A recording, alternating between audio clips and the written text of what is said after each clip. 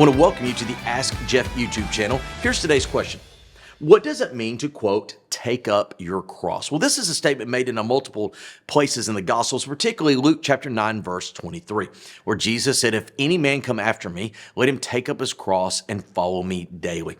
Now, what does this mean in the context of Luke 9, and what does it mean today? And the reason I draw a distinction is this, that in Luke chapter 9, Jesus Christ had not shed his blood as an atonement and a price for the sins of humanity, much less raised from the dead.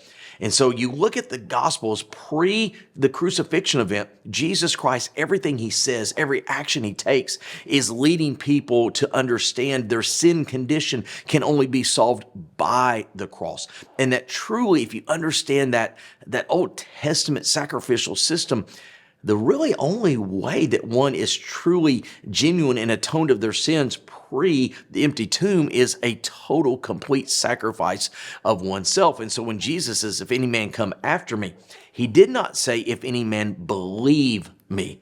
That's important because you get to the book of Romans chapter 10, it says, whoever calls on the name of the Lord, whoever believes in Jesus Christ, Acts 16:31, will be saved. He said, if any man come after me. This is the same Jesus that in Luke chapter 16 talked about folks, or I'm sorry, Matthew chapter 8 talked about folks that question, let me go bury the dead. Their flocks have no place to lay their heads. And in John chapter 6, we also have those that were following him that quit following him. At the end of the day, back then, I think it meant a little something different than today. Today, right now, 21st century, what does it mean to take up your cross? I think it means to live life as Jesus would have you to live. Romans chapter 12, 1 and 2. I beseech you, therefore, brethren, by the mercies of God, that you present yourself a living sacrifice, holy and acceptable God, which is your reasonable service.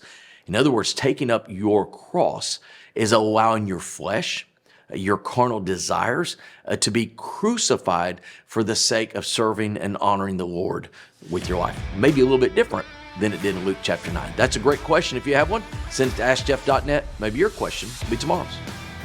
Thanks for being a part of today's daily question. Now, we answer a question each and every day. Please feel free to submit a new question at AskJeff.net. We may not have gotten to yours today, but we eventually will continue to be a part of this. Subscribe so you don't miss out on a question every day.